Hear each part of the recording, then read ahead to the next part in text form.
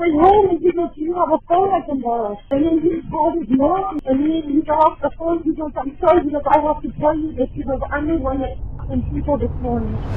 It was around 3:30 a.m. when 21-year-old Jarid Haddock pulled into a gas station. The doors were locked, so he made his way across the street to a nearby Circle K convenience store. But what happened next may have been preventable.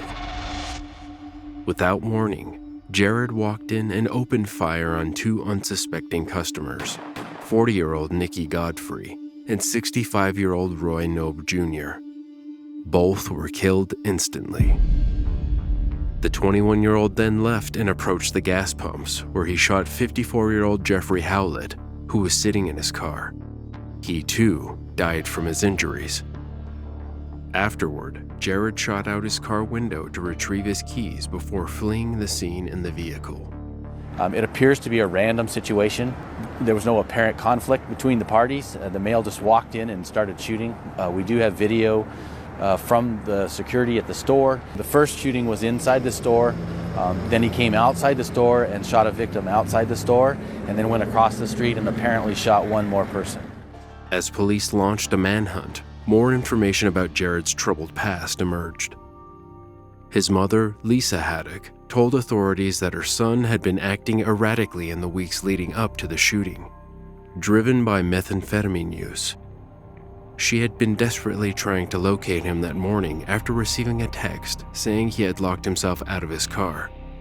But by the time she arrived at the gas station, her son had already committed the murders.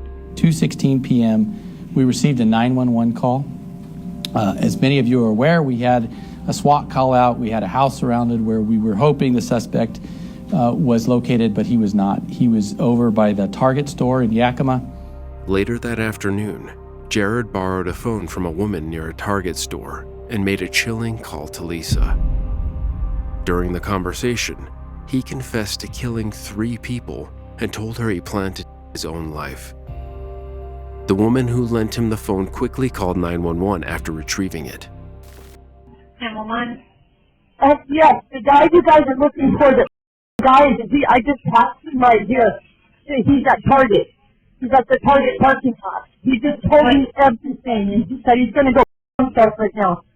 His name is Target in Yakima? Yes, he's at the parking lot. Hold on for me. What is he wearing? He's wearing a hat. He's wearing a red shirt. God, he just ran away. He just ran from me. He just followed my phone to call his mom to tell him to get it. What direction did he wear it? What color was his hat? His hat is a white hat. He has a white hat and a red shirt? Yeah, red shirt, blue jeans. He's carrying a black backpack on. He's got a black backpack. Did you see any weapons in his hands or anything? Oh, I didn't see any weapons at all, but everything's in his backpack, he said, my name is Jared. He goes, I have to tell you this. He goes, I have to tell somebody. And he said he killed the people? He's talking to me right now, so I'm not going to. Okay, where are you at right now? Are you still in the parking lot? Yeah, I'm still at Target parking lot. Are you closer to Domino's? Or where are you at? Yes. Do you see him? Yes. He's wearing red pants. He's looking at me right now. He's wearing red pants? Oh my God, he's getting into his backpack. He's over here on the other side of Target. Oh my God! Oh my God, he's doing this. Okay, I'm not coming. I need you to keep yourself safe, okay? Can you go inside of the business or something and get away from him? Yes. Is he on the Yakima Avenue side of Target? Yes, I'm over here on the other side of Target by Pizza Hut. Is he by Pizza Hut? Stay there. Don't over here. Did you see him get anything out of that backpack? No, I don't see him getting anything out right now, but he's there. He's walking towards now. He's going around. I don't know what that means, ma'am. What direction is he going? He's going, he's coming back this way. He's staying right here by Target. closer to the Pizza Hut, though, correct? On the other side of Target, yeah. Over here by Pizza Hut. Hurry. I'm not coming. I'm letting them know, okay? Keep me on the line. Do you know if he got there in a vehicle? No, he was just walking. I just came to the store. I was walking way home, and he goes, "Do you have a phone I can borrow?" And I go, "Yes, I have a phone." I said, "But I have to dial the number." And then he called his mom, and he was talking to his mom, and then he got off the, and he told his mom he's going to so. And then he got off the phone, he goes, "I'm sorry, because I have to tell you this." He goes, "I'm the one that shot some people this morning." And he was over a... Okay.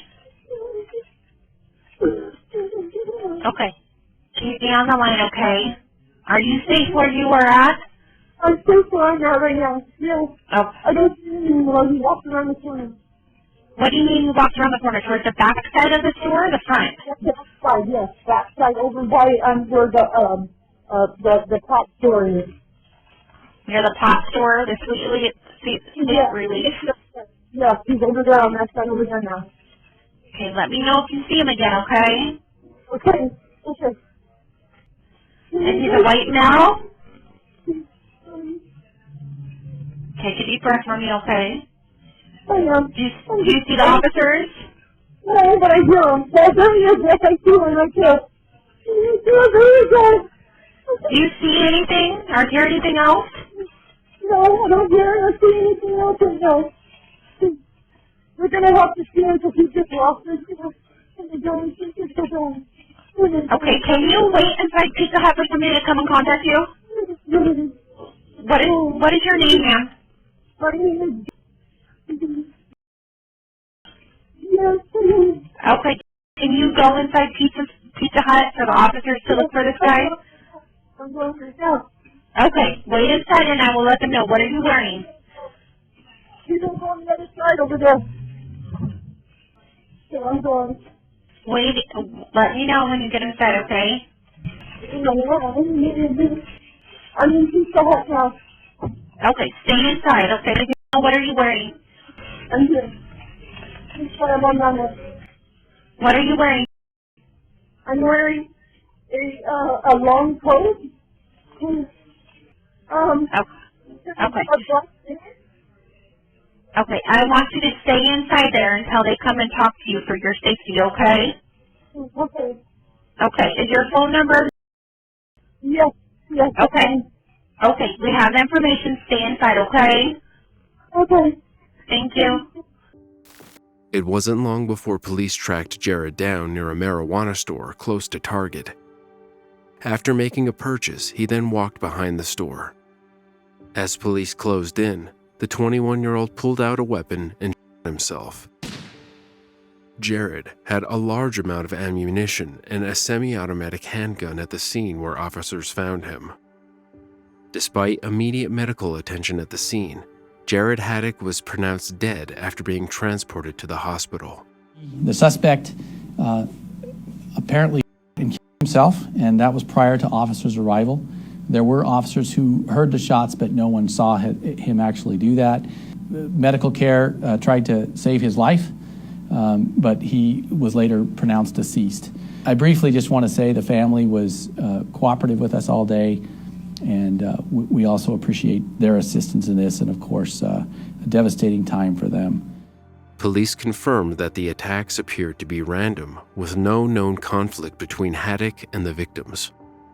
The three victims, Nikki Godfrey, Roy Nobe Jr., and Jeffrey Howlett, were ordinary people going about their day when their lives were cut short by unprovoked violence. Jarid's family was left devastated and confused. He had no prior history of violence, but had been involved in a felony diversion program in 2021 related to vehicle theft and drug use. His mother, who had desperately tried to intervene, was haunted by the knowledge that her son had spiraled out of control due to heavy meth use in the weeks leading up to the tragedy. And her recurring memory would be his final act of desperation, the confession he made.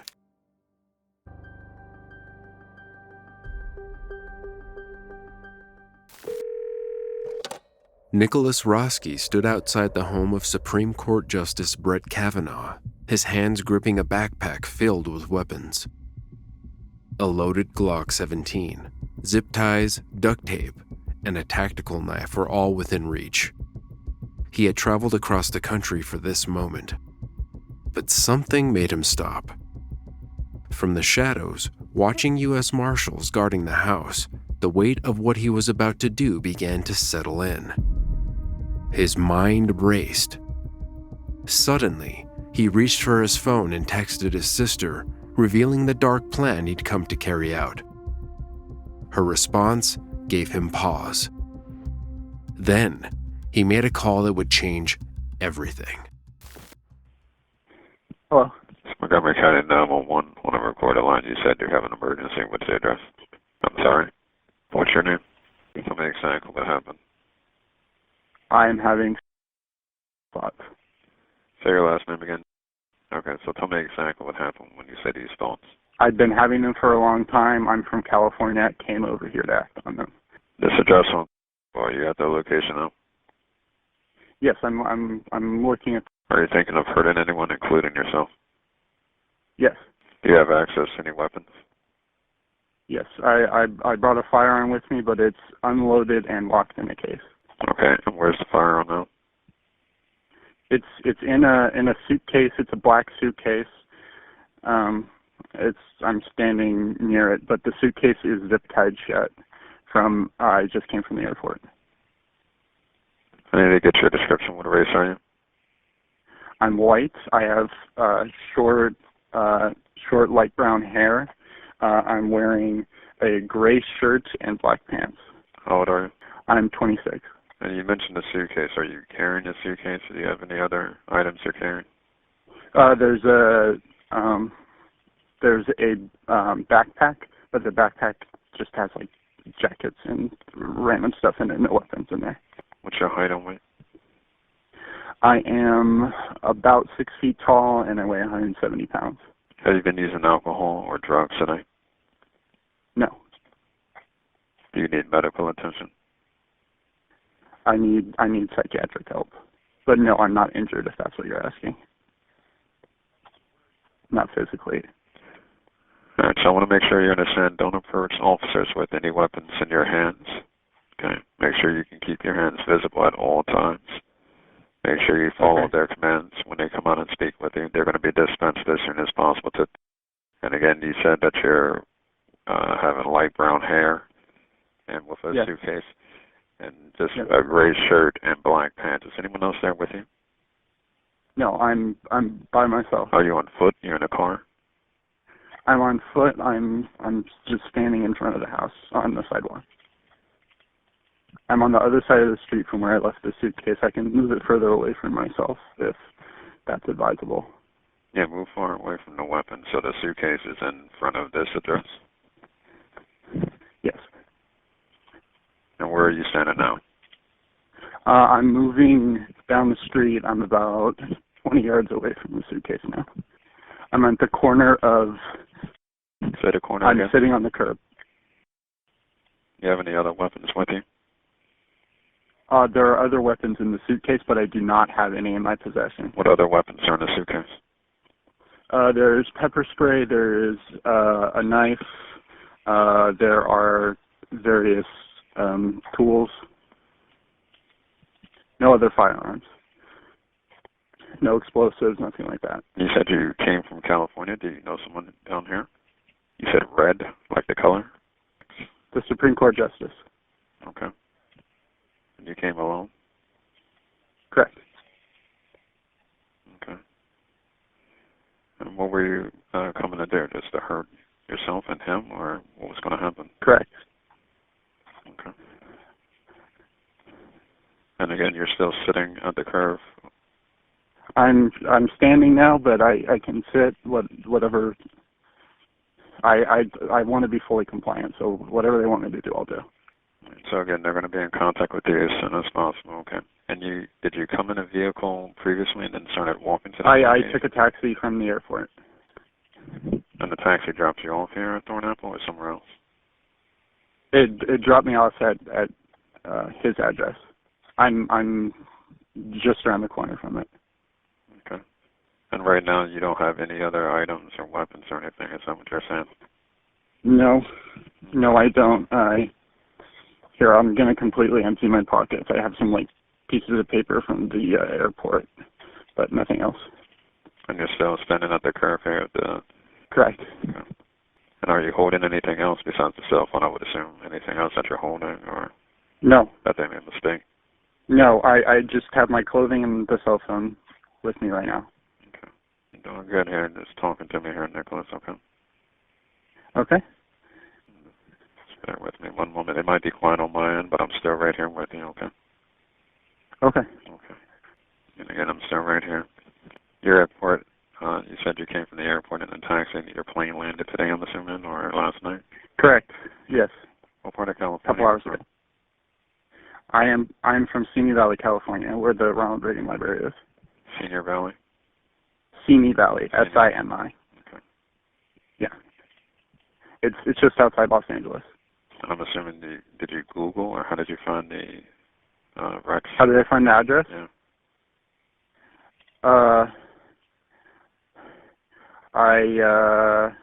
Let me think. I'm not sure how I found the street, but there was an article that has a picture of the front of this house on it and has the street number.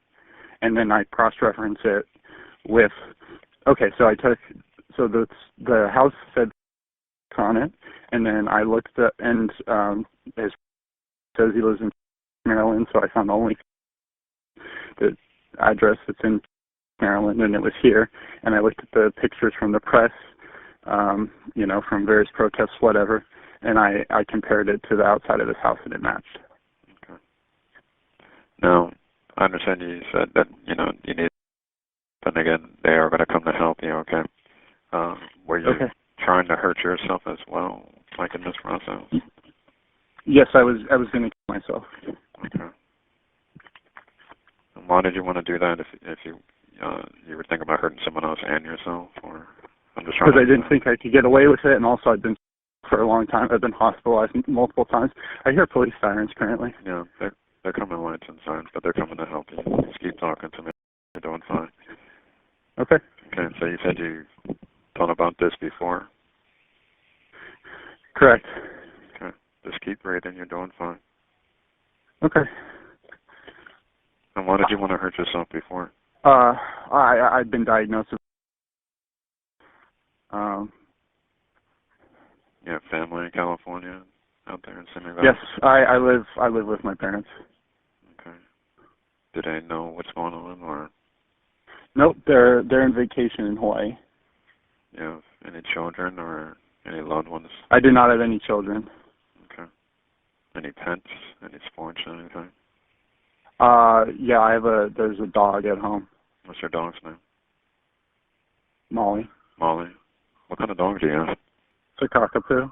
Okay. Is that your first dog, or? No, I had dogs previously. Okay. Oh, they're almost here. There's a car just stopped in the middle of the street, but it doesn't have... Again, they're only coming to help you. No. It's not... It doesn't have the flashing lights or anything. It's just like an unmarked car with its headlights on. Okay. Down Thornapple.